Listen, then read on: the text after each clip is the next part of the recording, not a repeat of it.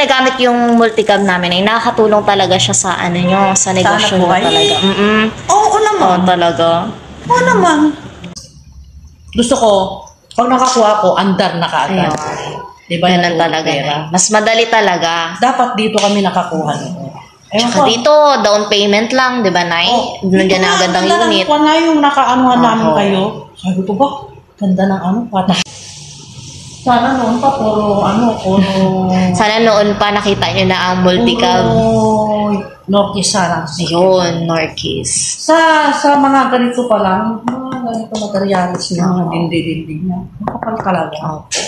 Kaya sa amin din ay kapag may mga customer talaga, yung mga unit, kinakatok-katok nila talaga. Oo. Yung talagang ano ang nila. ganda talaga, ganda ako. Tapos, ang luwang dito, yung sa superior namin, maluwang naman. Pero as in talaga, medyo ano talaga, ito talaga maluwang.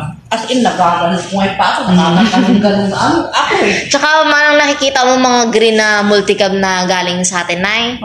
Ganda talaga pag nakikita mo, no? Parang iba sa dyan lahat. Dyan sa Molino, ay dyan sa paganon. Bukod dun sa Dilawa, 3 lang ang ganyan na tumatakbo dyan, pang-4 lang kami. Yung ganyan na design, na model. Pero ngayon, naglabasan. Diba?